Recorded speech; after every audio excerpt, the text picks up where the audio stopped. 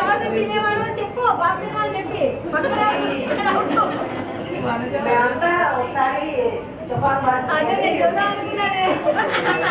చందాలు వస్తుంది వెళ్ళాము మనజ నేను లక్ష్మి ఝాన్సీ మోషన్ వెళ్ళాలంతా తిరిగి వచ్చాము అవన్నీ తిరిగి చందాలు వసూలు చేసి డబ్బులు ఛార్జీలు పెట్టిన డబ్బులు లేదా అందరూ కలిసి ఎవరి వెళ్ళి దుర్పట్టి అవన్నీ తీసుకుని అందరూ అంటే స్కూల్ తరఫున మేమనే కాదు స్కూల్ తరఫున చేసాము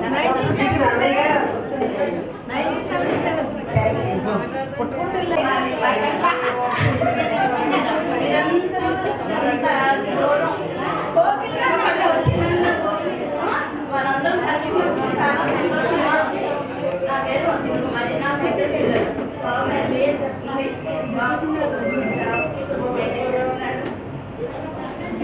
మళ్ళీ వసంతం వచ్చినప్పుడే కనపడతారా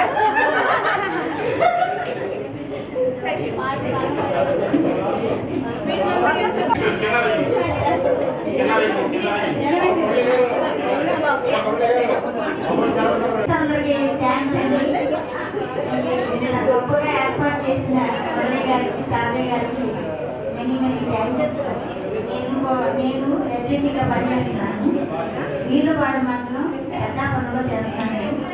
మా ఇద్దరు పిల్లలు మా హస్బెండ్ ఎల్ఐసి ఏజెంట్గా చేస్తారు.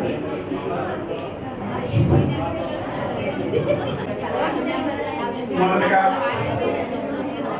మా మురళికి థ్యాంక్స్ చెప్పాలి ఈ కార్యక్రమం ఏర్పాటు చేసినందుకు. ఇంకో విషయం ఏంటంటే నాకు తెలవని అటెండెన్స్ నెంబర్ ఒకటని ఇంకా గుర్తుపెట్టుకున్నాను.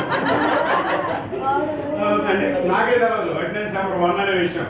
ఎప్పుడు పిలిచారో తర్వాత ఇప్పుడు మళ్ళీ గుర్తు చేస్తున్నాడు వీడు. నెక్స్ట్ మీకు అందరికి ఏం మేడం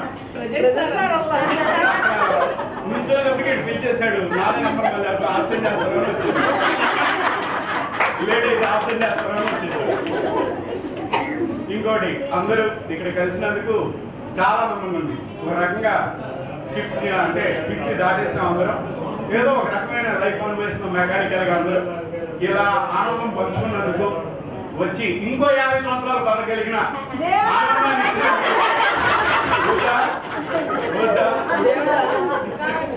ఓకే మాకు కావాలండి. మీ ఆనందాలు ఇచ్చిన మీకు అందరికీ సంతోషం. ఇంకో విషయం ఏంటంటే మీ అందరి మధ్యనే ఉంది. మీరందరూ సింగిల్గా వచ్చారు.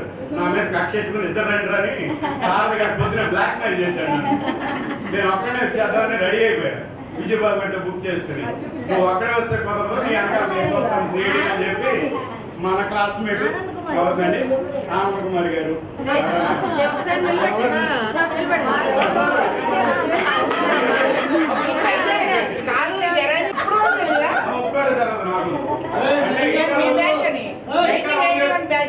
ఇంకా లవ్ చేసుకునేటప్పటికి ఇది మ్యారేజా అరేంజ్రా లవ్ తెలకుండా ఉంది. మాకిద్దరికి ప్రస్తుతానికి 2 పిల్లలు ఉన్నారు. ఒక బాబ అవకాశం లేదండి.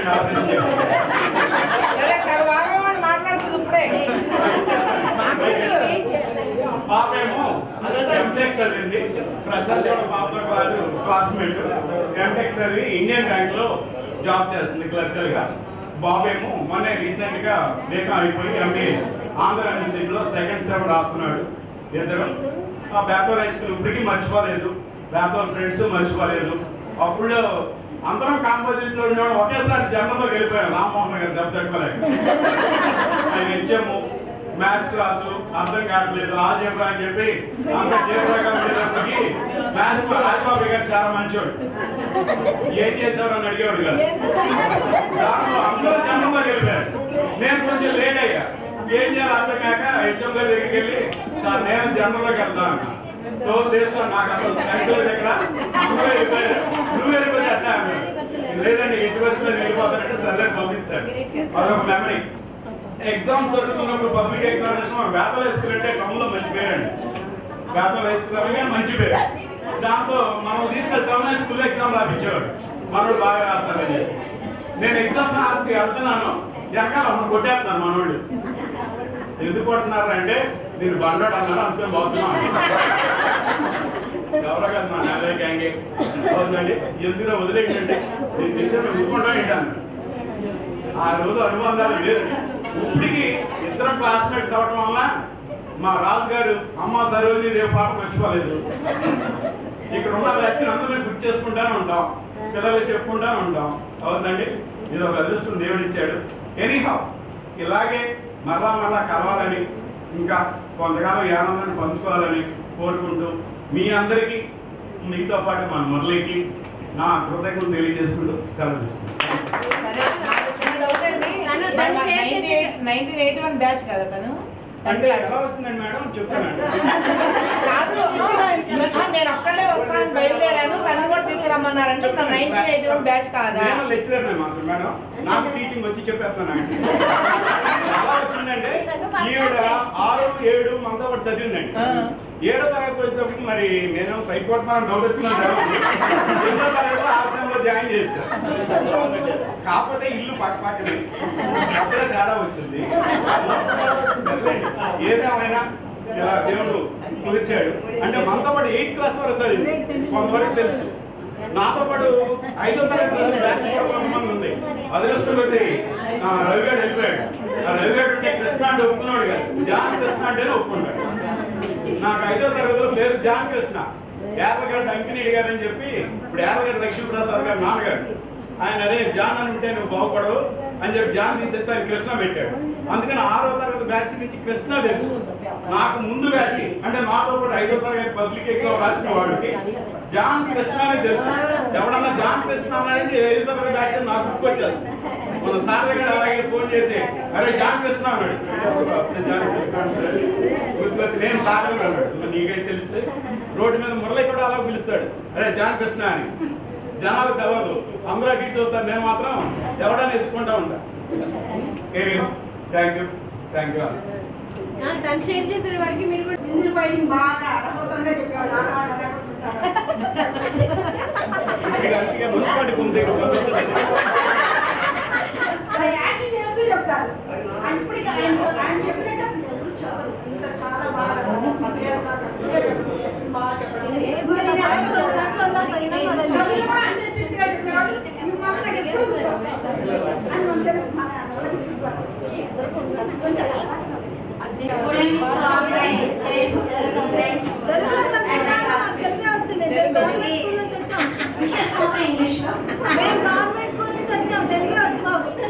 నా పేరు వ్యాసం వెంకటలక్ష్మి అండి.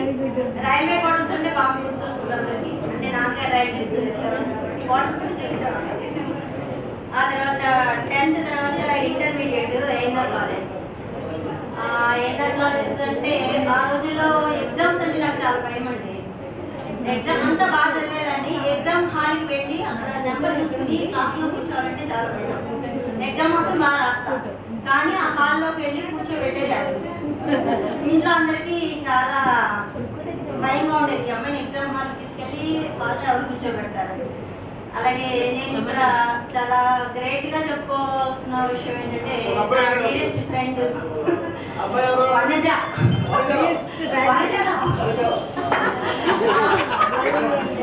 ఏంటంటే పాపం ఎంత హడాడుగా పరిగెత్తేవాడు. పరిగెత్తి గబగబా నా నెంబర్ చూసి బోర్డులో ఎగ్జామ్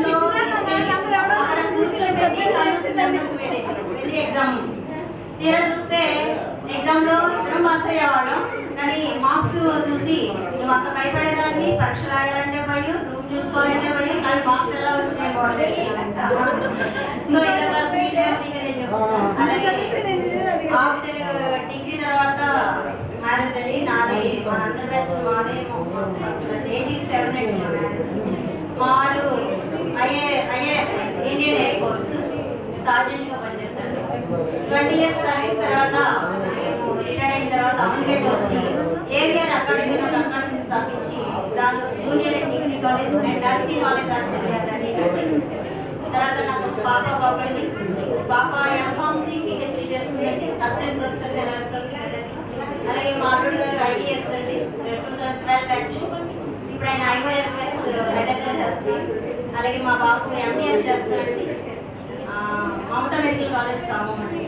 తర్వాత మరొక సోషల్ సర్వీస్ గురించి ప్రశాంతి గారు చెప్పారు. అలాగే మేము ఒక చిన్నది ఒక ఆర్గనైజేషన్ అంటే నడుపుతున్నాము.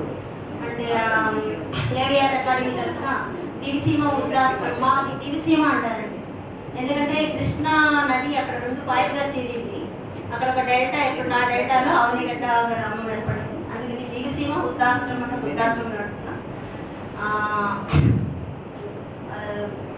ఓల్డ్ ఏజ్లో ఉన్న వాళ్ళు, పేరెంట్స్ వాళ్ళు ఎవరైనా ఉన్నట్లయితే, మీకు తెలిసిన వాళ్ళు ఎవరైనా వస్తే మేము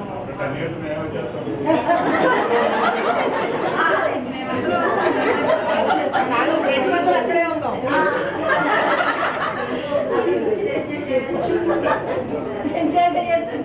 చిన్ననాటి విషయాలు అంటే మమ్మల్ని అందరినీ నలుగురిని కలిపి ఒక బ్యాచ్ అనేవాళ్ళండి, అన్నయ్య బ్యాచ్ అని. ఎందుకు బ్యాచ్ అంటే ఎక్కువగా యాక్టివ్గా ఉండేవాళ్ళం. మాలో వనజ మాకు ఫుల్ సపోర్ట్ అండి.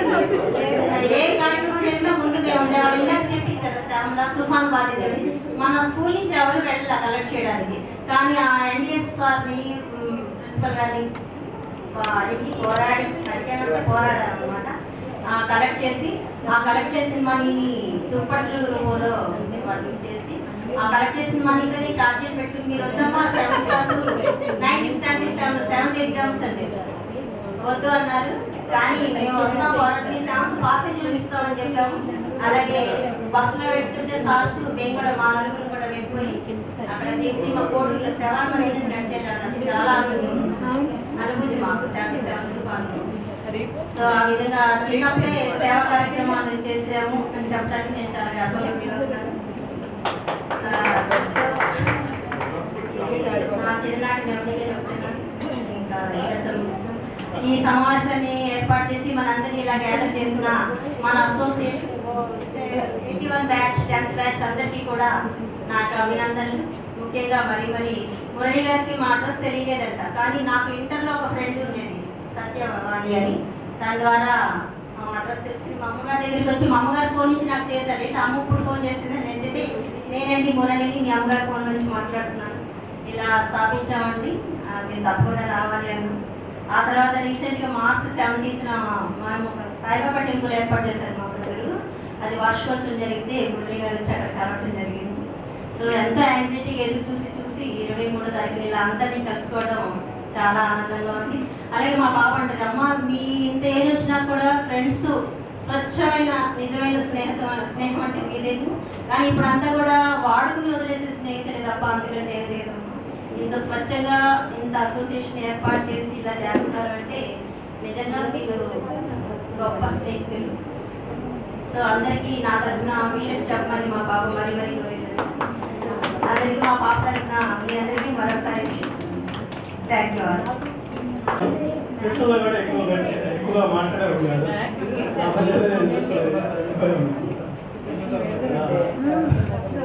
నాకు 2 రోజులండి. బాబేమో బీటెక్ అయిపోయింది, జాబ్ చేస్తున్నాడు. పాప ఇట్లా ఏర్పాటు చేసిన 3 దగ్గర థ్యాంక్స్.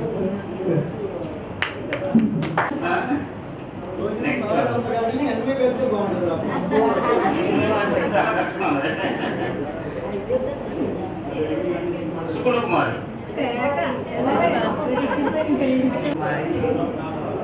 నేను వరంగల్ ఉంటున్నాను. అయితే తెలంగాణ పోస్ట్ డిపార్ట్మెంట్ కాదు కాదు తెలంగాణ ఏపీలోకి వచ్చి నాకు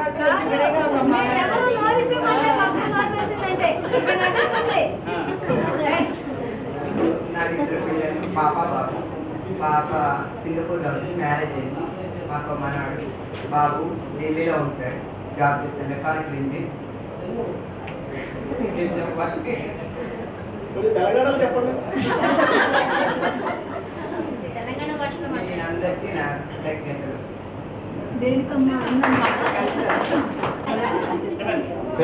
సెక్షన్ ఏనా బీనా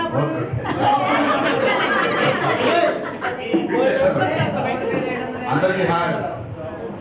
మిమ్మల్ని అందరినీ ఎటు చూద్దామని చెప్పి నేను మధ్యాహ్నం నుంచి ఎలా అలా వచ్చి తెల్లవారు పడుకోవాలి. నమ్మరు సార్. చాలా యాక్టివిటీకి వచ్చాం. మరి ఎవరు పాటించారో కానీ అందరూ కలవాలని అందరూ చాలా హ్యాపీ కలిసాం. మురళి, ఈ కార్యక్రమం మాత్రం నువ్వే గ్రేట్. ఎందుకంటే నువ్వు మాత్రం ముందుండే అన్ని కార్యక్రమాలు అన్నింటిలో నువ్వు భోజనం కానీ ఏర్పాటు కానీ అన్ని అందరు గ్యాదర్ చేస్తాను. మురళి మాత్రం చాలా బాగా చేశాడు. Very happy. మళ్ళీ మళ్ళీ కలుద్దాం. నాకు మాత్రం చిన్నప్పుడు గుర్తు ఏంటంటే రాజబాబు గారు మామూలుగా క్లాస్ జరుగుతున్నాడు, గురువులు చెప్పడానేవాడు. నాకేమో అయితే గురువు లేదు నాకు. ఆడపిల్లలో తొడవాసి పెట్టేసేవాడు, ఏం చేసేవాడు, ఏడు చేసేవాడు. ఇంకా అది గుర్తుకొచ్చిన మాత్రం ఇప్పుడు రాజబాబు గారు కానీ ఆయన తిట్టేవాడు, ఇక అడిగమండేవాడు కానీ తిట్టినా సరే ఇప్పుడు అనుకుంటే అది చాలా హ్యాపీగా ఉంటుంది. నాకు చాలా హ్యాపీగా ఉంటుంది. ఆ తిట్టి కొట్టి చక్కగా చెప్పిపోవడం లేదేనండి. మరి అలాంటి మాస్టర్లు కానీ కుర్రోళ్ళు కానీ ఇప్పుడు మరి ఉన్నారో లేదు నాకు తెలియదు. మీరు అంతే మీరు టీచర్కి చేస్తారు, టీచర్ కింద మీకే తెలియాలి. మళ్ళీ ఆ బాల్యం రావాలని మళ్ళీ కోరుకుంటే అందరూ కోరుకున్నారు. ఇవాళ మళ్ళీ వచ్చింది మళ్ళీ 10th batch. Okay, all the best. మళ్ళీ కలుద్దాం ఇంకోసారి.